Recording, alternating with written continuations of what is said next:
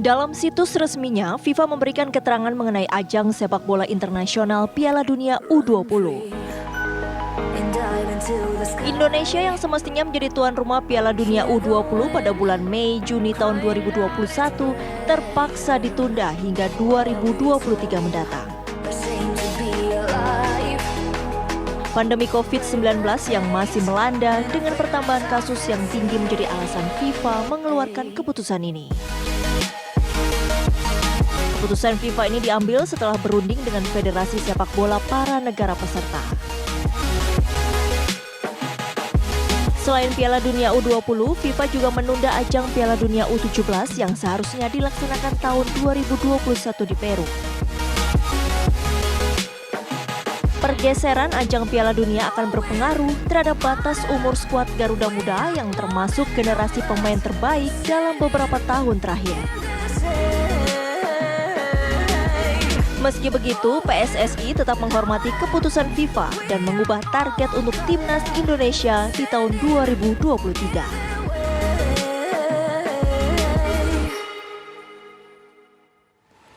Baik, kita langsung hadirkan Zainuddin Amali, Menteri Pemuda dan juga Olahraga Republik Indonesia. Selamat pagi, Pak Menteri. Selamat pagi, Assalamualaikum Pak Menteri. Waalaikumsalam, selamat pagi. Sehat ya Pak ya? Mas Fadil, Mbak Rati, sehat? Alhamdulillah.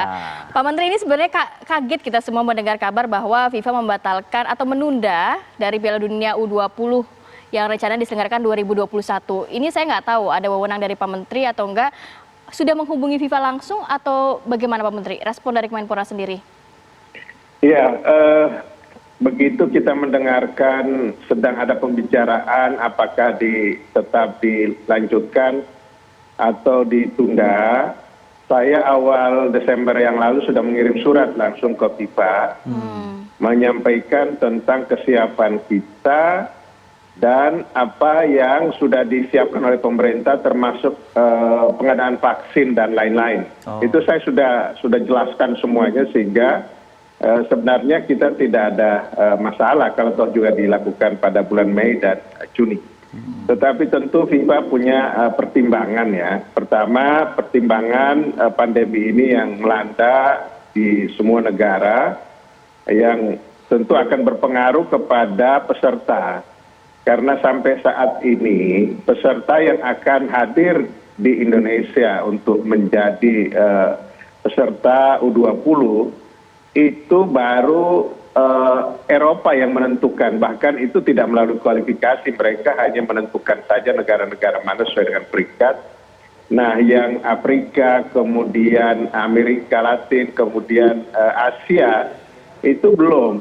Jadi memang di samping masalah pandemi di negara-negara ini juga pesertanya sampai hari ini juga belum tahu siapa yang akan mengikuti, dan itu diperkirakan oleh FIFA tidak mungkin dalam waktu dekat ini. Maka komunikasi FIFA dengan federasi kita, dengan PSSI, kemudian dengan mempertimbangkan surat yang saya kirimkan langsung kepada Presiden FIFA.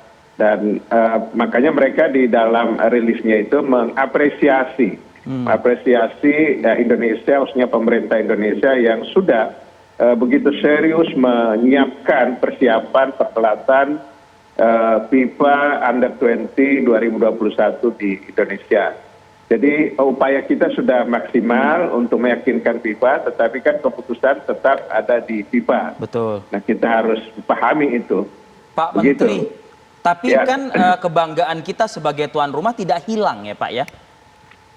Tidak, karena akhirnya FIFA tetap memberikan kesempatan kepada Indonesia untuk 2023 dan kepada Peru ya yang untuk U17-nya. Yeah. Jadi kita tetap ada kesempatan dan itu tidak di-bidding lagi, kita tinggal melanjutkan saja apa yang sudah menjadi keputusan FIFA pada saat kita menang bidding di saat yang lalu. Jadi kita nggak ada masalah, kita tetap sebagai tuan rumah. Jadi stadion yang nantinya akan dipersiapkan masih tetap akan dipersiapkan begitu ya Pak? Kabarnya infrastrukturnya, sistemnya, mekanismenya. Iya, itu yang sekarang ini kan soal infrastruktur sesuai dengan Kepres itu menjadi tanggung jawab Menteri PUPR. Sekarang sedang dalam pengerjaan dan diperkirakan sekitar bulan Maret ini selesai. Semuanya baik untuk venue utama maupun untuk venue pendukung atau tempat-tempat latihan. Nah, itu yang akan kita bicarakan dengan semua yang terlibat, yang ditugaskan baik oleh Inpres maupun oleh Kepres. Kita akan bicarakan ini bagaimana, karena ini kan waktunya masih cukup lama. Kalau sudah selesai, bagaimana pemeliharaannya, bagaimana menjaganya, kemudian apakah itu boleh digunakan atau tidak, itu yang akan kita bicarakan nanti hari Senin. Pak Menko PMK, Pak Prof Muhadjir akan memimpin langsung rapat yang diikuti oleh beberapa menteri yang ditugaskan oleh Inpres dan Kepres itu, dan melibatkan gubernur di 6 wilayah yang akan menjadi tempat penyelenggaraan FIFA World Cup Under 20 itu.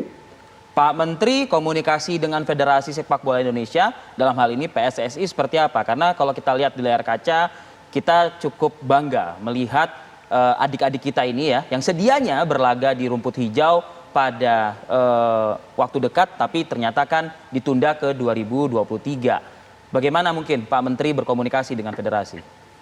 Iya, kita sangat intensif, bahkan tiap hari kita berkomunikasi dengan Federasi, dengan PSSI, khususnya tim nasional, karena dalam Kepres itu kan tanggung jawab prestasi dan tim nasional itu adalah dikomandani oleh Ketua Umum PSSI. Tetapi pembiayaan itu kan dari kita, dari Dipa Kemenpora. Makanya kita komunikasi terus. Dan memang kalau lihat aturannya, saya juga ya sayang ya. Dan betul, Pak. Ya, kalau ditanya sedih, ya saya sedih. Semangat anak-anak kita luar biasa.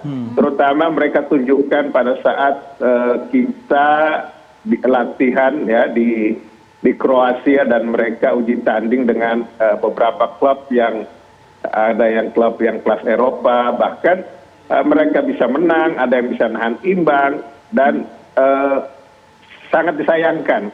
Pasti mereka juga kecewa tidak bisa tampil di Piala Dunia, karena ini adalah ajang yang dimimpikan oleh semua pemain junior. Dia bisa tampil ya. Kan kita tahu para pemain-pemain hebat dulu itu, Maradona misalnya, dia awalnya itu adalah lahir dari kompetisi kelompok umur yang waktu itu.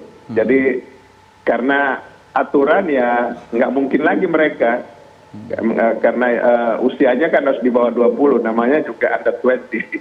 Jadi kita harus mencari yang kelahiran yang lebih muda lagi. Baik, nanti kita masih ada satu segmen lagi, Pak Menteri. Kita akan bahas lebih dalam lagi, lebih detail lagi bagaimana penundaan Piala Dunia U20 usai jeda berikut ini. Tetap bersama kami pemirsa di Apa Kabar Indonesia Pagi.